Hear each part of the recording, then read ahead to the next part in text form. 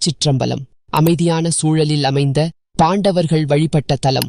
திருவள்ளூர் மாவட்டம் வளர்புரம் கிராமத்தில் அமைந்துள்ள அருள்மிகு மரகதவல்லி அம்பாள் சமேத பீமேஸ்வரர் திருக்கோயில். மிகவும் சிறிய கோயில். பலிபீடம் மற்றும் ரிஷபம் கருவறைக்கு நேர் எதிரே அமைந்துள்ளன. பஞ்சபாண்டவர்களில் ஒருவரான பீமன் இங்கு சிவபெருமானை வழிபட்டதால் இறைவன் ஸ்ரீ பீமேஸ்வரர் என்று அழைக்கப்படுகிறார். திருச்சிற்றம்பலம்.